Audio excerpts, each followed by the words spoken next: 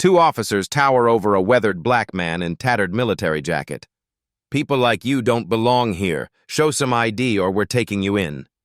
The scene freezes in the small Georgia diner as morning light streams through dusty blinds. A black veteran in faded fatigues sits quietly in a corner booth, nursing a cooling coffee. His military patches, barely visible on his worn jacket, go unnoticed by most patrons. Two police officers approach with purposeful strides, immediately aggressive though he's caused no disturbance. They demand identification, speaking loudly enough for all to hear. "Time to move along," one announces, despite his half-eaten meal. The diner manager appears, siding with officers instead of defending his paying customer. "We don't need your kind causing trouble here." The veteran remains dignified, eyes downcast, jaw tight with controlled humiliation. Nobody in the diner realizes who this man truly is, or what one simple phone call will set in motion. Major General Matias Johnson enters the Sunrise Diner in Oakwood, Georgia, with measured steps that belie his military background. The morning sun catches dust motes floating in the air as he surveys the room with practiced efficiency. Today, he looks nothing like the Pentagon advisor pictured in military publications. His disguise is simple but effective: weathered jacket with subtle military patches, worn jeans fraying slightly at the cuffs, and a canvas backpack that's seen better days. This is his routine when traveling, dressing down to observe how communities treat their most vulnerable citizens. A litmus test for American values beyond the podiums and press conferences. Kevin Walsh, the diner manager, stiffens behind the counter. His eyes narrow as they track Matias from the entrance to an empty booth by the window. He leans toward a young waitress with sandy blonde hair, whispering just loud enough for her to hear. "Keep an eye on that one, Ellie. Probably looking for a free meal or trouble." Ellie's smile falters. She tucks a strand of hair behind her ear, discomfort evident in the tight set of her shoulders. "He's just a customer, Kevin." Matias notices the exchange but gives no indication. He sits with his back to the wall, an old habit from deployments overseas. Several regular patrons eye him suspiciously, conversations dropping to hushed tones. Only an elderly couple, the Hendersons, acknowledge him with respectful nods, Mr. Henderson's gaze lingering on the faded service patches. Ellie approaches with professional courtesy, though tension radiates from her posture. "Coffee to start?" "Yes, please. And the breakfast special." Matias's voice is soft but carries the unmistakable cadence of command, however subdued. As Ellie retreats to place his order, the diner's front door swings open. Two police officers enter: Officer Daniels, tall with close-cropped hair, and Sergeant Reynolds, stockier with a perpetual frown etched into his features. They scan the room in a practiced sweep before settling at the counter. Kevin makes immediate eye contact with Officer Daniels, subtly tilting his head toward Matias's booth. The gesture is quick but unmistakable, a signal between men accustomed to silent communication. Matias sips his water, observing the unfolding dynamics in the reflection of the window beside him. His expression remains neutral, though his eyes miss nothing. As Matias sips his newly delivered coffee, he catches Officer Daniels in the mirror, pointing directly at him and mouthing words to his partner. The officers approach Matias's booth with deliberate authority in their steps. Their polished badges catch the morning light as they position themselves strategically. Officer Daniels at the edge of the table, Sergeant Reynolds slightly behind, effectively blocking the nearest exit. "Good morning, sir." Sergeant Reynolds' voice carries an unmistakable edge beneath the false courtesy. "Mind if we ask what brings you to our neighborhood today?" Matias looks up from his coffee with measured calm. "Just passing through, having breakfast." Each word is precise, respectful, but not submissive. "We haven't seen you around before," Officer Daniels interjects, hand resting casually on his belt near his holster. "How long have you been in town?" "Arrived yesterday evening." "I'm going to need to see some identification." Reynolds extends his hand, palm up, expectant. Matias reaches slowly into his pocket and produces a worn ID. May I ask why I'm being singled out? No one else here is being checked. The question hangs in the air, unanswered. Officer Daniels takes the ID, examining it with exaggerated scrutiny. Just routine, sir, keeping our community safe. His emphasis on our speaks volumes. Several patrons watch the interaction with uncomfortable expressions. A young woman in the corner booth discreetly raises her phone, recording. You know, Daniels continues while Reynolds calls in the ID check, we've had reports of disturbances in this area. I've been sitting quietly having coffee, Matias observes, his voice level. Sometimes presence alone can be disruptive to certain establishments. Daniels's smile doesn't reach his eyes. Reynolds returns, disappointment evident in his posture as he hands back the ID. Everything checks out, for now. Ellie approaches with Matias's breakfast plate. He's a paying customer just having breakfast, she offers quietly. We're handling this, miss. Reynolds dismisses her with barely a glance. We'll let you finish your meal, Daniels says. But keep in mind, we maintain certain community standards in Oakwood. Matias accepts his plate from Ellie with a nod of thanks. His expression remains impassive, but his eyes track each officer's movement, noting which staff members look uncomfortable versus those nodding in approval. As the officers finally step away, Matias notices the manager whispering urgently into his phone while staring directly at him. Matias cuts into his eggs, maintaining composure despite the lingering stares from surrounding tables. The food loses its appeal under the weight of scrutiny, but he eats methodically, dignity intact in every deliberate movement. Kevin emerges from behind the counter, flanked by both officers who have apparently circled back. Their synchronized approach draws attention from every corner of the diner. The trio stops at Matias's table, forming a wall of authority. Sir, Kevin begins, voice pitched to carry across the room, we've received several complaints about your presence here today. Matias glances around the diner. No one meets his eyes. That's interesting, he responds evenly, since I've been sitting quietly eating my meal. Preventative measures, Officer Daniels interjects. Better safe than sorry. Kevin's chin lifts slightly. I'm going to need you to pay your bill immediately. We've had issues with dine and dash situations recently. The implication hangs in the air as Matias reaches for his wallet. He extracts several bills and places them on the table. This should cover it. Kevin makes a show of inspecting each bill, holding them to the light. Just making sure. His performative suspicion draws approving nods from some patrons, uncomfortable shifting from others. While we're at it, Sergeant Reynolds adds, we'd like to check your backpack. Routine security measure. There have been reports of stolen items in the area. Matias notes how reports and complaints materialize without specific sources. On what grounds? He asks quietly. Public safety, Daniels responds, hand again drifting toward his holster. 2 tables away, a young couple stands abruptly, leaving half-finished meals as they exit. Their discomfort is palpable. Others begin to follow suit, the atmosphere growing increasingly tense. That's a military patch on his jacket. Mr. Henderson's voice cuts through the tension as he rises from his booth, leaning on his cane. Show some respect. He's served this country. We're just doing our job, sir, Officer Daniels responds without turning. Please stay out of police business. Ellie approaches with a coffee pot, hesitating at the confrontation's edge. Kevin barks at her without taking his eyes off Matias. Clear his table immediately. He's still eating, Kevin, she protests quietly. Do it now or find another job. Kevin's voice drops to a threatening whisper. As Ellie reluctantly reaches for his plate, Matias places his napkin on the table. It's all right, he tells her. His expression betrays nothing, but a muscle tightens in his jaw. His breathing remains measured, controlled. The discipline of a soldier facing enemy fire. Kevin's voice rises again for the benefit of remaining customers. You have 15 minutes to finish and leave, or these officers will escort you out for loitering. His finger jabs toward the diner's clock. 15 minutes. Throughout the humiliation, Matias remains unnaturally still.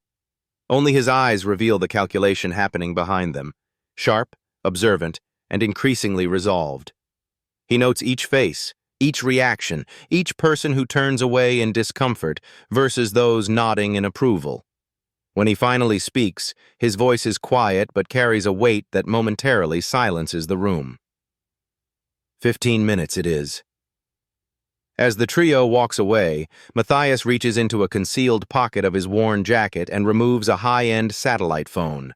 The men's restroom of Sunrise Diner offers Matias a moment of privacy. Fluorescent lights flicker overhead as he enters a stall and locks it behind him. Only now does a transformation begin, subtle but profound. His slouched posture straightens, his shoulders square. The weathered face hardens into something forged through decades of command. He activates the satellite phone, its advanced technology incongruous against the peeling paint of the bathroom stall. When he speaks, his voice shifts from the quiet, deferential tone used in the diner to something altogether different. Clipped, authoritative, accustomed to immediate compliance. "Diana, secure line." He waits a beat. "Yes, it's me. I need immediate background. Sunrise Diner, Oakwood, Georgia. Ownership structure, financial status, any federal ties." He pauses, listening. "Also, local police department, specifically Officers Daniels and Reynolds. Complete service records, complaint histories, transfer documentation." Through the bathroom door, muffled laughter echoes from the diner. Officer Daniels' voice carries, probably calling his imaginary friends. Matias continues, undeterred. "Connect me to Morgan at legal." Another pause. "Morgan, I'm initiating Protocol 17, potential civil rights violation, abuse of authority, discriminatory practices in a public accommodation. Yes, I'm personally involved. Prepare options ranging from individual to departmental level." He checks his watch. 10 minutes remaining. One more call. "Pentagon switchboard. Authorization Johnson Delta 79er. Connect me to General Hernandez. Priority clearance." The line connects almost immediately. "Michael, I need a quiet inquiry into the Oakwood PD. Focus on civil rights complaints, federal funding streams, and community policing grants. Nothing official yet, just preliminary assessment." Outside in the diner, the scene shifts between perspectives. Officer Daniels checks his watch repeatedly, making exaggerated gestures toward the bathroom door. Kevin leans over the counter, whispering to a regular customer about taking out the trash. Ellie serves coffee to the Hendersons, who speak in hushed, concerned tones while watching the bathroom door. Mrs. Henderson appears to be taking notes in a small notebook. Matias emerges exactly 3 minutes later, outwardly unchanged. Only the most perceptive observer might notice the altered gleam in his eye. The look of a mission accepted, parameters established, objective clear. He returns to his booth where his half-eaten meal still waits. With deliberate movements, he places a $50 bill under his plate and slips his business card beneath his napkin, positioning it so only Ellie will find it when she clears the table. Then he finishes his coffee in measured sips, watching the clock above the counter. As he prepares to leave, his internal monologue crystallizes his resolve. 27 years serving my country, 3 combat tours, Purple Heart, Bronze Star. And in my own country, in uniform or out, some things never change. His hand unconsciously touches the faded service patch on his sleeve. But this time, it stops here. Matias stands, collects his backpack, and walks toward the exit with military precision. He times his departure for exactly the 15-minute mark they imposed, not a second earlier or later. As Matias exits, Officer Daniels smirks to his partner, "Good riddance," never noticing the government-plated car that pulls up across the street. 1 hour later, Matias sits at a small table outside the Daily Grind coffee shop across from Sunrise Diner. His transformation is subtle but effective. Business casual attire replacing the worn clothing, hair neatly combed, posture refined yet unremarkable to casual observers. Only his eyes remain unchanged, focused and analytical as they monitor the diner's entrance. His laptop displays a stream of incoming information, each window revealing pieces of a troubling pattern. Sunrise Diner. 3 informal discrimination complaints filed with County Business Administration, 2022 to 2024. All dismissed due to insufficient evidence. The attached documentation shows each complainant was a person of color. Officer James Daniels. 6 excessive force complaints in personnel file. All incidents involved minority subjects. No disciplinary action taken. Note: 2 complaints withdrawn after private meetings with police chief. Sergeant Thomas Reynolds. Transferred from Atlanta suburbs following personnel issue. Details restricted. Recommendation letter from police chief cites his traditional approach to community standards. And Oakwood Police Department receives $350,000 annually in federal Community Policing Initiative funding. Compliance review overdue by 16 months. Inside the diner, visible through large windows, Kevin animatedly recounts the morning's events to afternoon staff. His gestures are broad, his expression self-satisfied as he mimics Matias's departure. The staff's reactions range from uncomfortable smiles to outright laughter. Officer Daniels returns alone, receiving an effusive welcome from Kevin. A free slice of pie appears before him without being ordered. Their casual conversation carries the ease of long familiarity. In the diner's back hallway, Ellie leans against the wall during her break, phone in hand. Her search history reveals telling queries. How to report police harassment, Georgia. Employment rights discrimination witness. Whistleblower protection food service. Her expression shifts between concern and resolve as she scrolls. Matias initiates another call, this one to a different contact. Tanner. It's Johnson. I have a story about community policing gone wrong in Oakwood. No, not for attribution yet, just have someone ready. He pauses. You might want to keep a camera crew on standby. This could develop quickly. He ends the call just as his secure email pings with more background files. The pieces are assembling rapidly, forming a picture that only confirms his suspicions and strengthens his resolve.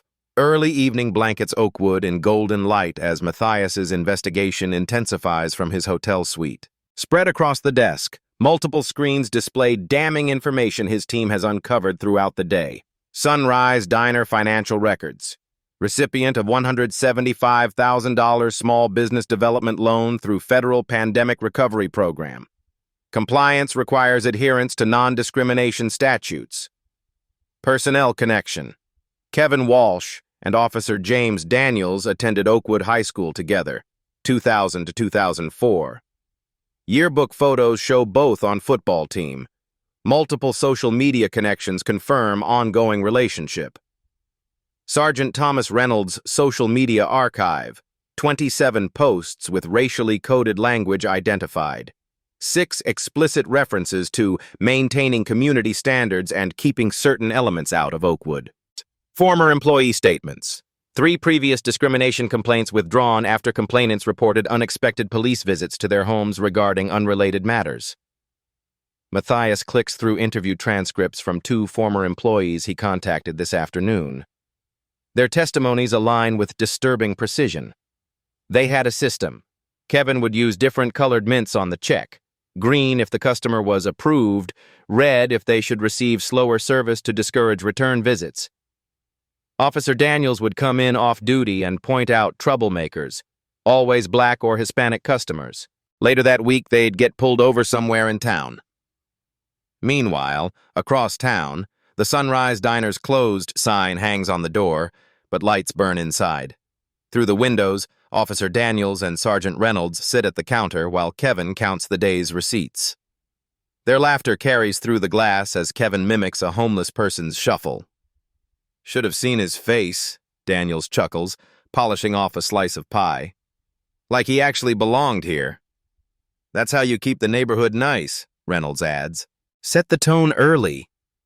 Kevin nods enthusiastically. Exactly. You let one in, suddenly they all think it's their place too. In the shadowed back area, Ellie methodically wipes down tables, positioned just close enough to hear their conversation. Her face remains carefully neutral, but her white-knuckled grip on the cleaning cloth betrays her tension. When she returns to the break room, she removes Matias's business card from her pocket, staring at it with conflicted expression.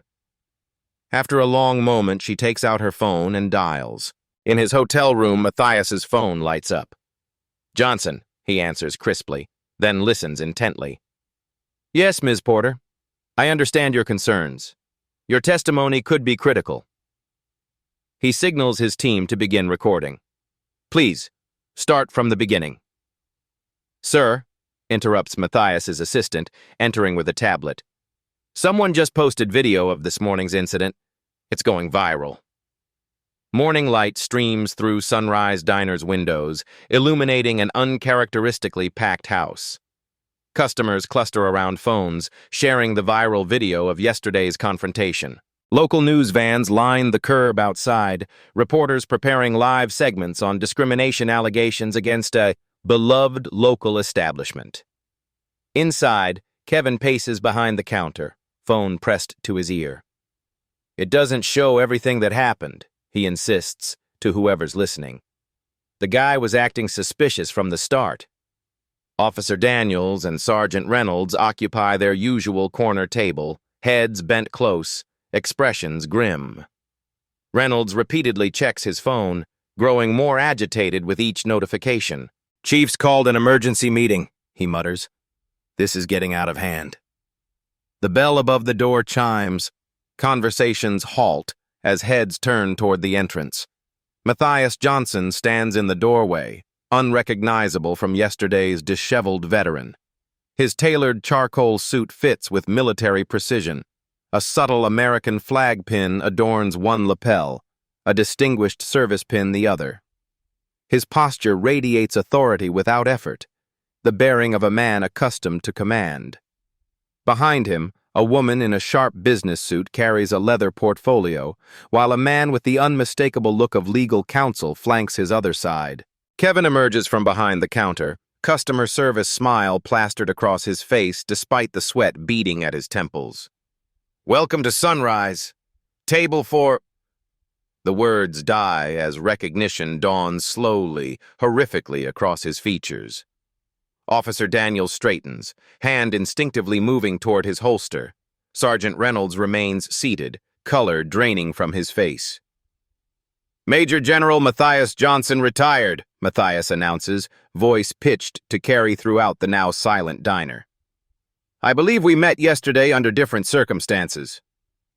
A murmur ripples through the room. Someone at the counter whispers audibly, "The Matias Johnson? Pentagon advisor?" Kevin's mouth opens and closes without producing sound. Matias continues, each word measured and precise. "I'm here to discuss the pattern of discrimination in your establishment and the misuse of police authority I experienced firsthand." Officer Daniels pushes back from his table, approaching with practiced intimidation. "Now listen here." "No," Matias interrupts with quiet authority. "You've done enough talking." He turns to his assistant, who opens her portfolio and begins distributing documents with mechanical efficiency. "My military identification and Pentagon security clearance." The papers land on the counter. Citations from my 30-year service record, including command positions in 3 combat theaters. More documents follow. Documentation of Officer Daniels' 6 excessive force complaints, all involving minority subjects. Sergeant Reynolds' transfer records following racial profiling allegations in his previous district. Reynolds stands now, backing toward the door. "I was just following procedure." "Procedure?" Matias raises an eyebrow. "Is it procedure to target customers based on race? Is it procedure to coordinate harassment with local businesses?" He gestures toward Kevin. "Is it procedure to use your badge to intimidate citizens exercising their legal rights in public accommodations?" The assistant continues distributing papers. Statements from former employees documenting systematic discrimination at this establishment. Witness accounts from customers who experienced differential treatment based on race.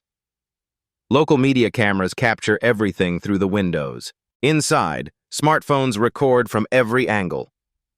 What you don't know, Matias continues, voice lowering to ensure everyone leans in to hear, is that I travel incognito to communities across this country, evaluating how they treat their most vulnerable populations. My findings influence federal funding decisions for community policing initiatives and small business development programs. He pauses meaningfully. Programs that currently provide substantial support to both this diner and your department. From a back booth, Mr. Henderson rises, leaning on his cane. Retired Judge William Henderson, he announces. My wife and I witnessed yesterday's incident in its entirety. We've prepared sworn statements regarding the officer's conduct. Ellie steps forward from behind the counter, clutching a small notebook.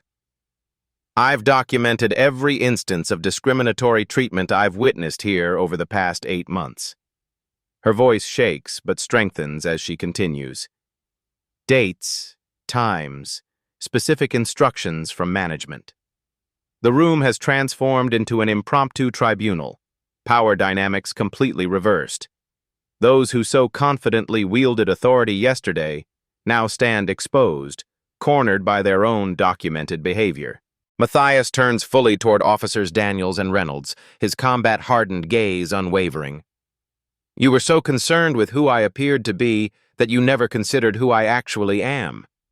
That ends today. Not just for me, but for everyone who walks through these doors.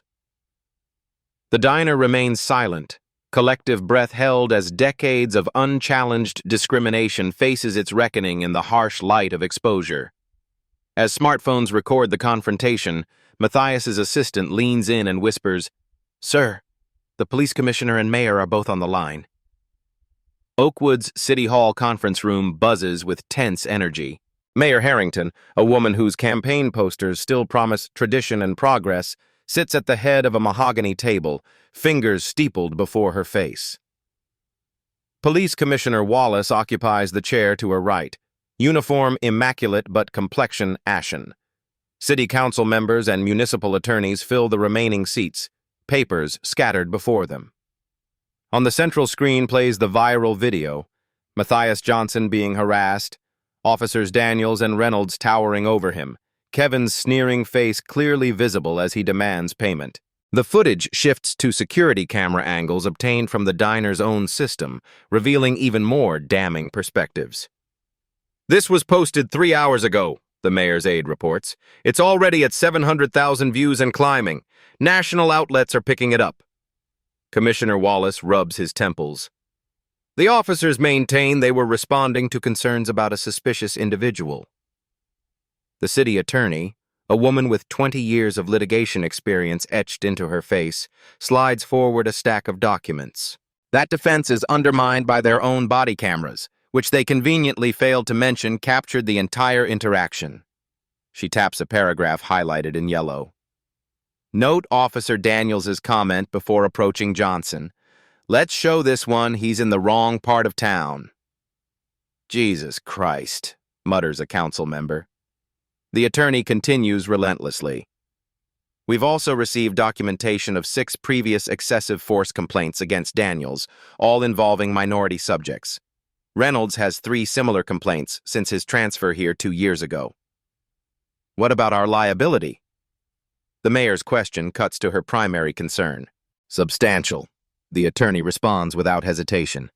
The diner receives federal small business funding. Our police department accepts federal grants for community policing initiatives, $350,000 annually. Both programs have non-discrimination requirements that appear to have been systematically violated. And Johnson's connections? Asks the commissioner. The mayor's aide taps her tablet. Major General Matias Johnson sits on 2 Pentagon advisory boards that influence funding allocations. He consults with the Justice Department on civil rights enforcement. His foundation has successfully sued 17 municipalities over discriminatory practices in the past decade. Silence blankets the room as implications sink in. The mayor finally speaks. Recommendations.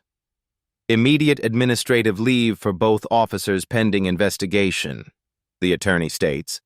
public statement acknowledging the seriousness of the allegations, full cooperation with any outside review. Commissioner Wallace bristles. That throws my officers under the bus before what? The attorney's voice cuts like steel. Before the Justice Department opens a pattern and practice investigation of our entire department, before we lose federal funding, before the city faces class action litigation. She taps the video screen where Reynolds and Daniels flank Kevin like enforcers. This isn't defensible, Commissioner. The mayor nods grimly. Draft the statement. Place the officers on leave effective immediately. Frank Morrison, CEO of Sunrise Hospitality Group, storms through the diner's back entrance, his designer suit incongruous against the industrial kitchen surroundings. His face broadcasts the fury of a man watching a 30-year family business implode in real time. Where is he? He demands of the startled kitchen staff. Kevin emerges from the office, face brightening with relief. Mr. Morrison, thank God you're here. This whole thing is being blown completely. Save it. Morrison cuts him off with a slashing gesture. Show me everything now. In the manager's office, Morrison reviews security footage, employee statements, and the growing social media firestorm. His expression darkens with each revelation. Colored mints to mark undesirable customers? Morrison's voice is dangerously quiet. Different service standards based on race? Coordinating with police to intimidate certain patrons? He slams the folder shut. My parents opened this chain in 1992 with a simple philosophy: good food served with dignity to all. What part of that was unclear to you, Kevin? Sir, you don't understand the challenges of this location. The neighborhood is changing, and we need to maintain certain standards to keep our core customers comfortable. Comfortable? Morrison stands abruptly. You've exposed us to federal civil rights violations, potential class action lawsuits, breach of our loan covenants. He gestures toward the dining room where reporters still gather outside. Not to mention destroying our reputation in a single morning. Kevin's indignation finally surfaces. I've managed this location for 7 years. Profits are up 20% under my watch. And now you've put the entire company at risk. Morrison straightens his jacket. You're suspended effective immediately pending review. Corporate will send an interim manager this afternoon. You can't. I can and I have. Security will escort you to collect your personal belongings. Morrison turns toward the door, then pauses. One more thing. If I hear about any retaliation against employees who've come forward, especially Ms. Porter, you'll face more than termination. We're live outside Sunrise Diner where allegations of systematic discrimination have rocked this small community. The reporter gestures behind her where protesters now gather with hastily made signs. The incident involving retired Major General Matias Johnson has sparked national attention after security footage revealed what appears to be coordinated harassment between local police and diner management. The segment cuts to an interview with the Hendersons, their dignified presence lending gravity to their testimony. We've witnessed subtle discrimination at that establishment for months, Mrs. Henderson explains. Different wait times, different service quality depending on who walked through the door. As a retired judge, Mr. Henderson adds, I recognize abuse of authority when I see it. What happened to General Johnson wasn't random. It was systematic. The coverage shifts to a statement from the police department. We take these allegations extremely seriously. The officers involved have been placed on administrative leave pending a thorough investigation. This behavior, if confirmed, does not reflect the values of our department or our community. Outside the police station, a growing crowd chants for accountability. Their signs demand justice for all customers, and badges don't grant extra rights. In a conference room at Oakwood's only luxury hotel, Matias Johnson conducts the day's operations with military precision. Maps of the town hang on one wall, marked with incidents his team has documented. Screens display media coverage, social media analytics, and legal documents in preparation. Mayor Harrington and Commissioner Wallace sit across from him, their earlier confidence notably diminished. To be clear, Matias states, I'm not interested in destroying your town or its institutions. I'm interested in reform that lasts beyond this news cycle. What exactly are you proposing? The mayor asks cautiously. Rather than immediate litigation, I'm offering a structured path forward. He slides a document across the table. Comprehensive anti-bias training for all officers. Body cameras with civilian review protocols. Community oversight board with actual authority. Employment consequences for verified discrimination. The commissioner frowns. That's substantial intervention in department operations. So is a Justice Department consent decree, Matias counters evenly, which becomes increasingly likely if we can't reach agreement. The mayor studies the proposal. And the diner situation? I've had productive discussions with Sunrise Hospitality Group's leadership. They're implementing similar measures company-wide. Matias leans forward. This isn't about punishment, Mayor Harrington. It's about creating systems that protect everyone equally. After the officials depart, Matias meets with Ellie Porter and two other whistleblowers from the diner. What happens to us now? Ellie asks, tension evident in her posture. My foundation provides legal protection for whistleblowers, Matias explains. You'll have representation if needed, and financial support if employment consequences occur. His expression softens slightly.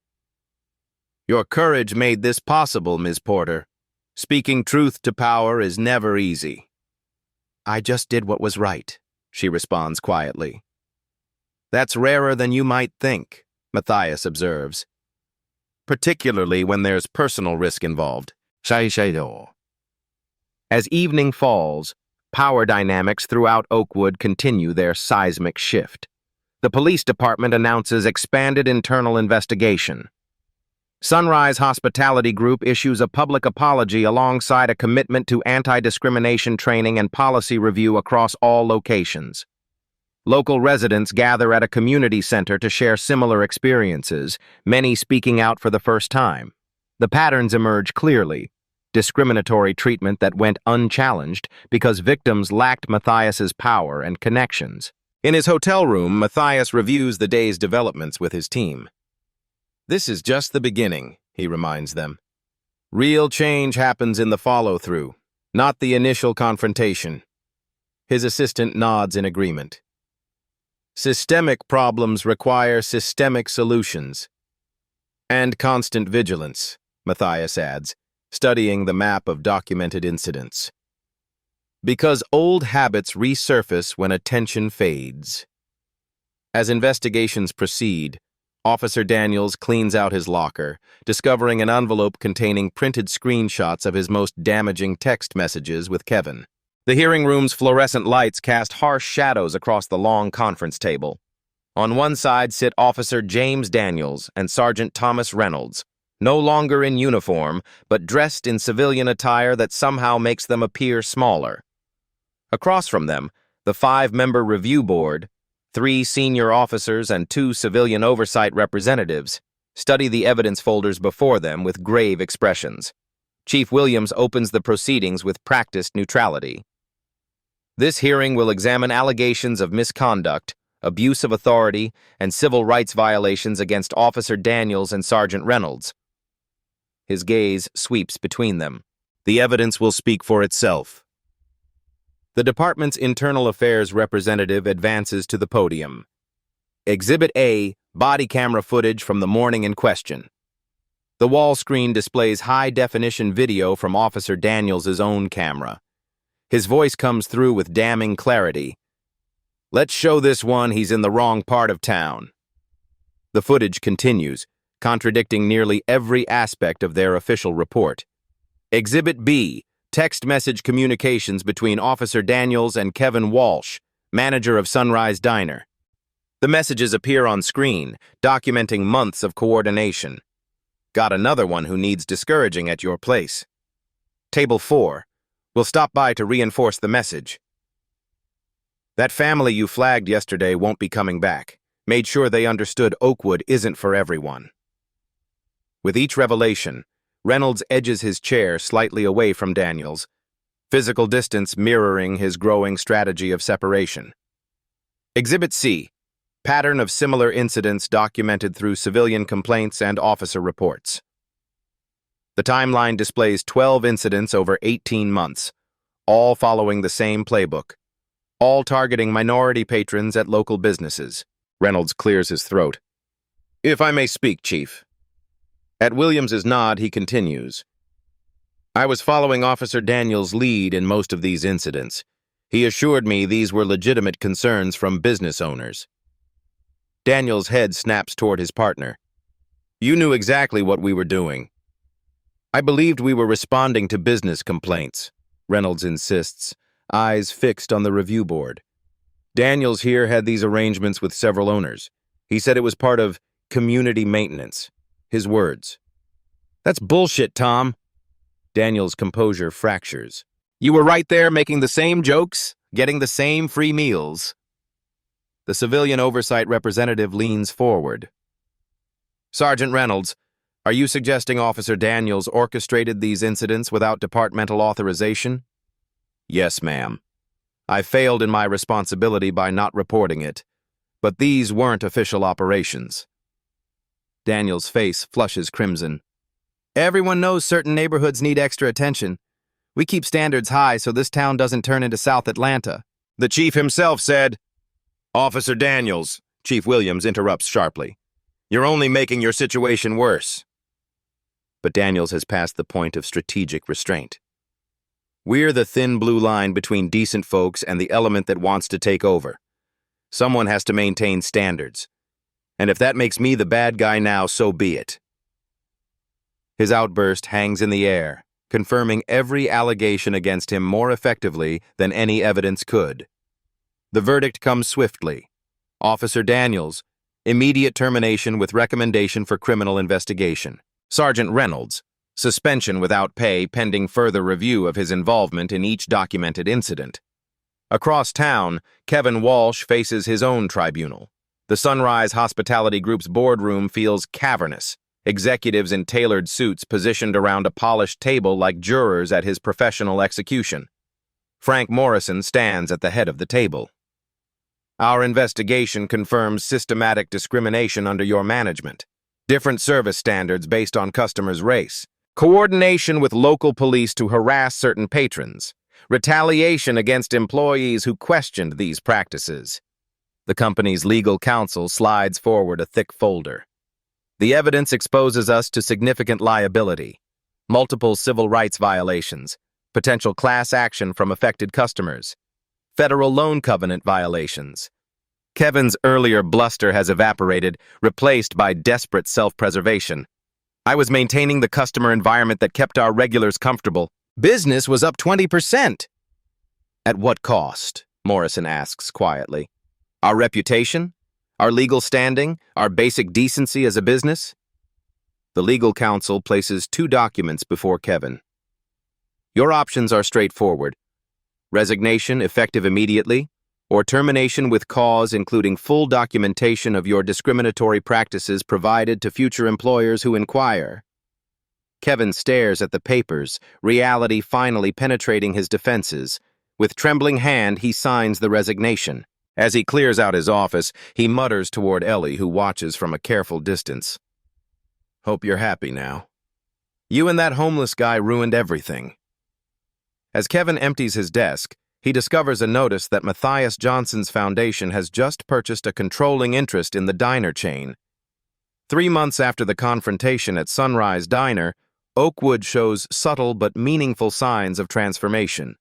The spring sunshine illuminates new signage where Sunrise Diner once stood. Now Community Table welcomes patrons with a refreshed exterior and mission statement posted prominently. Good food, equal service, everyone welcome.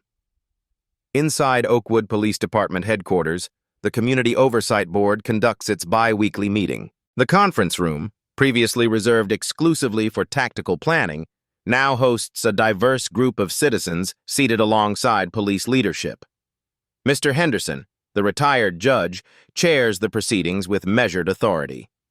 The body camera compliance report shows 97% activation rate during civilian interactions, notes a community representative reviewing the statistics.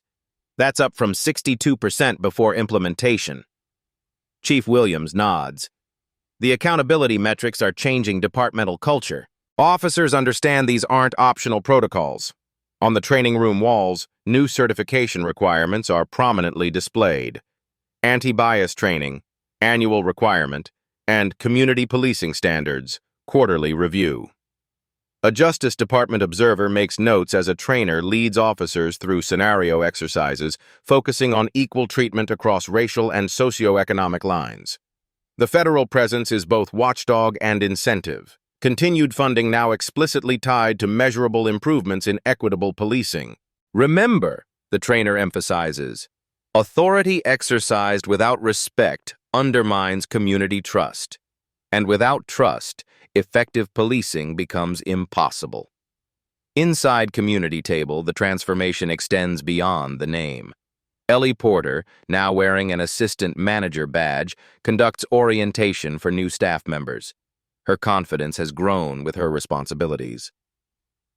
Our service standards are consistent for every customer, she explains to the trainees. We measure wait times, order accuracy, and staff attentiveness across all demographics to ensure equality. The restaurant's walls now feature a diverse array of local photographs. A prominent Veterans Honor Wall displays military service members from various backgrounds and eras. Near the register, a QR code invites customers to provide anonymous feedback about their experience. In the kitchen, Frank Morrison observes operations alongside the new manager. The anonymous feedback system has been implemented across all 43 locations, he confirms. Early data shows significant service disparities in 12 restaurants we wouldn't have identified otherwise. And the customer response? The manager asks. Morrison smiles slightly. Revenue is up 8% overall. Turns out treating people equally is actually good business. At a regional business conference, Matias Johnson takes the podium in his capacity as founder of the newly established National Accommodation Watchdog Initiative. His military bearing remains evident in his posture, but his expression has softened from the confrontation months earlier. What happened in Oakwood isn't unique, he tells the assembled business owners and managers. Discrimination in public accommodations persists nationwide, often invisible to those not targeted. Slides display the organization's new rating system for police departments, measuring equitable treatment metrics across demographic groups. Another screen shows the business certification program that audits service quality across customer populations. We've partnered with veteran organizations to create employment pipelines into businesses committed to these standards, Matias continues. Those who served our country deserve to be served equally when they return home, regardless of appearance or background. Across the country, similar reforms begin taking root in other communities. Oakwood's transformation from cautionary tale to model program creates ripple effects as municipalities proactively review their practices rather than waiting for their own viral moment of reckoning. 6 months after the initial incident, Matias returns to the diner in his undercover attire. But this time, the welcome he receives is entirely different. 1 year later, Matias Johnson pushes open the door of community table, dressed in the same weathered jacket with faded military patches that sparked the confrontation 12 months ago. His jeans are worn, his backpack slung casually over one shoulder. To an uninformed observer, he appears to be the same homeless veteran who entered Sunrise Diner that fateful morning. The differences in his reception, however, could not be more profound. General Johnson, the host, a young man with a warm smile, recognizes him immediately despite his casual attire. We weren't expecting you today. Several regular customers nod in recognition. A woman at the counter raises her coffee mug in silent salute. Ellie Porter emerges from the back office, now carrying herself with the confidence of Community Table's general manager. Her face brightens when she spots Matias. "What a wonderful surprise," she says, extending her hand. "Let me show you what we've done since your last visit." She guides him through the transformed space with evident pride. Along one wall, the Wall of Honor displays photographs of local veterans from diverse backgrounds and eras of service. Beside each image, a small plaque shares their branch, years of service, and a personal quote. The community response has been incredible, Ellie explains. Veterans from 3 counties have brought in their service photos. It's become a gathering place. On another wall, a community board advertises local events, resources, and opportunities. Job fairs, housing assistance, health clinics, focused on creating equal access for all residents. The staff moving efficiently through the diner reflects Oakwood's full demographic spectrum, interacting with customers with consistent professional courtesy, regardless of appearance or background. Near the register, framed certificates document the staff's completion of inclusivity training programs. Another displays Community Table's top-tier rating from the National Accommodation Watchdog Initiative. In their usual booth, the Hendersons enjoy their Saturday breakfast.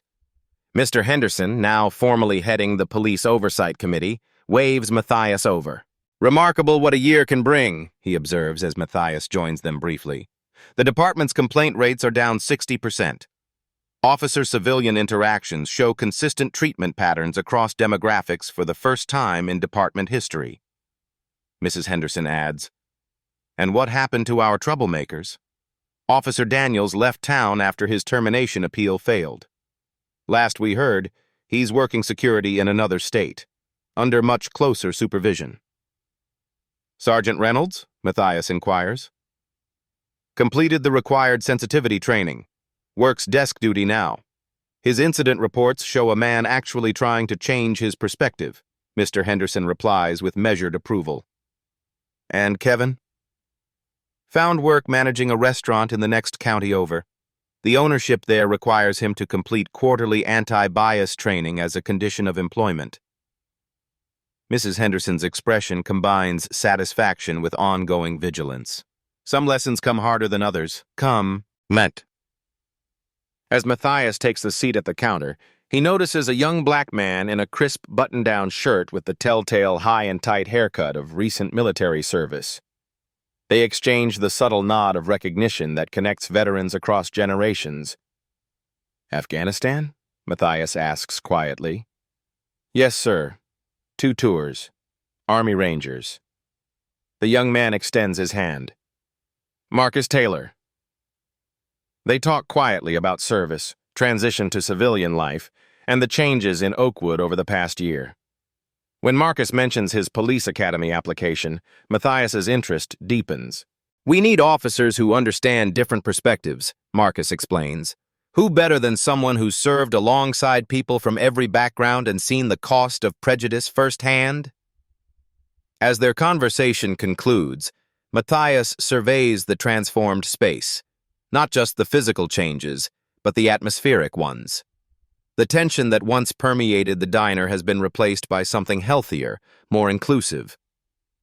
"The systems don't change overnight," he observes to Marcus, "but they do change when good people commit to making them better." "One decision at a time," Marcus agrees. Matias nods thoughtfully. "True power isn't measured by who you can push down, but by who you can lift up." If this story moved you, don't keep it to yourself.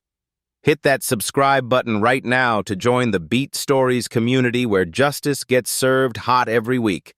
Our mission is bringing you the most powerful true stories of accountability and transformation. Like this video to help more people discover it, and share it with someone who needs to see justice in action. Your engagement helps us create more content that matters. What happened today isn't just a story. It's a reminder. Silence protects systems, but courage rewrites them. At Beat Stories, we don't just watch change, we document it. Subscribe for more real stories that challenge power and amplify truth.